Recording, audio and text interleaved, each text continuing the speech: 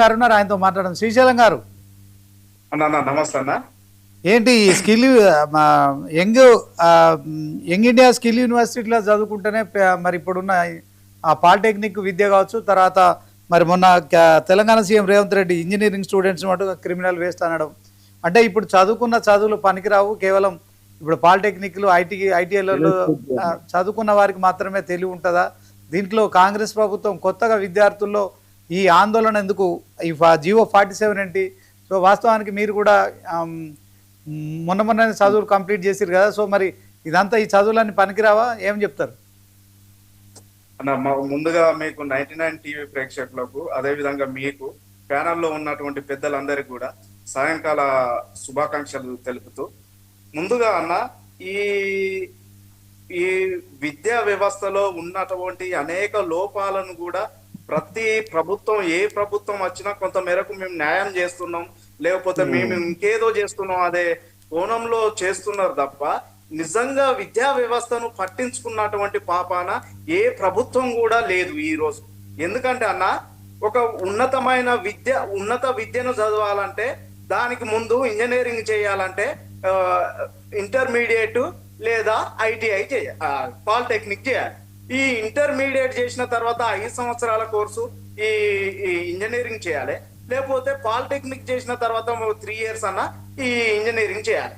అలాంటి వ్యవస్థను ఇప్పుడు ఉన్నప్పటికీ కూడా ఈ 97 జీవో తోటి ఇప్పుడు ఉన్నటువంటి వ్యవస్థలో అసలు ఆ జీవోనే ఇంత ముందుకు పెద్దలు పాపారావు చెప్పినట్టు, విశ్లేషకులు చెప్పినట్టు, ఆ జీవోలో ఏముంది, అసలు ఎందుకు గడబిడ అవుతుంది? ఒక పక్క విద్యార్థులు ఒక పక్క టీచర్లు ఒక పక్క, అసలు ఆ జీవోలో ఉన్నటువంటి సారాంశం ఏంది? అసలు ఎందుకు ఈ ప్రభుత్వం లేనిపోని జీవోలను తీసుకొచ్చి ఈ విద్యార్థుల పైన ఒక పక్క, అధ్యాపకుల పైన ఒక పక్క ఈ లేనిపోని దురదృశాలన్నిటిని కూడా రుద్దడం జరుగుతుంది. ఇంకొకటన్నా ఈ విషయాన్ని, పాలిటెక్నిక్ విషయాన్ని కొంత మేరకు ఇట్లా ఉంచితే, ఇప్పుడు 22A భూముల గురించి అంటే అన్న, ఏ ప్రభుత్వమైనా అన్న ఈ భారతదేశానికి స్వాతంత్రం రాక ముందు నుండి కూడా, వచ్చినప్పటి నుండి కూడా, ఏ ప్రభుత్వం చూసినప్పటికీ కూడా ఏ ఒక్కరికి కూడా న్యాయం చేసినటువంటి చరిత్ర లేదు. ఎందుకు చెప్తున్నా అంటే అన్న, 1947 ఆగస్టు 1947లో అన్న నిజాం నవాబు భారతదేశంలో విలీనం అయినప్పటికీ అప్పుడు ఉన్నటువంటి అదేందన్నా జవాబుదారా దాన్ని రద్దు చేస్తారన్న మొత్తం, అంటే పెత్తందారి వ్యవస్థను, ఆ వ్యవస్థను మొత్తం రద్దు చేసిన తర్వాత అక్కడ ఉన్నటువంటి ఆ నిజాం మొత్తం కూడా భారతదేశంలో విలీనం అయిన తర్వాత అక్కడ ఉన్నటువంటి భూములను అన్నిటిని కూడా మరి అక్కడ ఫర్మానాల పేరుతోటి ఇక్కడ ఉన్నటువంటి ప్రజలకు అప్పచెప్పే విధంగా ఆ రోజు చేస్తే, మళ్ళా అప్పుడు ఉన్నటువంటి 1952లో అప్పుడు ఉన్నటువంటి బూర్గుల రామకృష్ణారెడ్డి కావచ్చు, లేకపోతే బూర్గుల రామకృష్ణారావు, ఇంకా వాళ్ళు వచ్చినప్పటికి కూడా అప్పుడు 1952లో కాస్రా పట్టా అనేది ఒకటి చేస్తారన్న.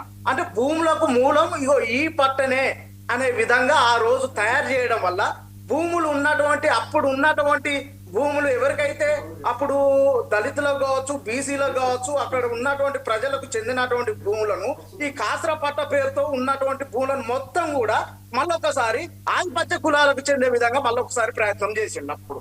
అయితే ఇంకొకటి శ్రీనివాస్ అన్న, ఇదంతా ఒక పక్క అయిపోయిన తర్వాత, హలో అన్న వినస్తుందా? Okay continue. ఇదంతా ఒక పక్క అయిపోయిన తర్వాత అక్కడ ఉన్నటువంటి గాంధీజీ శిష్యుడైనటువంటి వినోబా భావే 1955 ఆ ప్రాంతంలో గట్ల ఆయన ఏం చేస్తాడంటే పెద్ద మొత్తంలో కొంత భూదాన ఉద్యమానికి శ్రీకారం చూస్తాం. అక్క ఒక్క నిమిషం అక్క, నేను ఆడికి వస్తున్నా. భూదాన ఉద్యమానికి శ్రీకారం చుట్టిన తర్వాత అక్కడ కొంతమంది అప్పుడు ఉన్నటువంటి పెద్దలు కావచ్చు, అక్కడ ఉన్నటువంటి దళితులు కావచ్చు, వాళ్ళందరికీ కూడా కొంత భూదానాన్ని చేయడం జరుగుతుంది. భూదానం చేసిన తర్వాత ఇట్లా చెప్పుకుంటూ పోతే 1975 లో మన పివి గారు చేసినటువంటి భూ సీలింగ్ చట్టం కావచ్చు, లేకపోతే ఇంకా అనేక విధాలుగా భూములకు సంబంధించిన అన్న ఒక్క నిమిషం, ఆ భూములకు సంబంధించినటువంటి ప్రతిదీ కూడా మరి వర్గాలకు చెందాలనే విధంగా ఆ రోజు చేసిన చరిత్ర మనం చూడవచ్చు. అయితే ఇక్కడ జరిగింది ఏంటంటే టిఆర్ఎస్ గవర్నమెంట్ శ్రీశైలం గారు పైన ఉన్నటువంటి భూములను ధరణి పేరుతోటి అప్పుడు ఉన్నటువంటి మల్ల దొరలకే అప్పచెప్పినటువంటి చరిత్రను మనం చూడవచ్చు. ఆ ప్రభుత్వమే అట్లా చేస్తే ఇప్పుడున్నటువంటి ప్రభుత్వం మళ్ళా పేదలను ముంచుతున్నారు తప్ప అక్కగా ఆ పేదలనే ముంచుతున్నారు తప్ప ఇక్కడ ఎవరి కూడా రైట్. ఓకే ఓకే శ్రీశైలం గారు ఓకే. రవికుమార్ గారు రవికుమార్ గారు ఒక మాట, రవికుమార్ గారికి అలాగే మోహన్ గారికి ఇద్దరికి నేను ఒక మాట అడుగుతున్నా. సుమిత్ర గారు ఒక మాట, మీరు ఆగండి.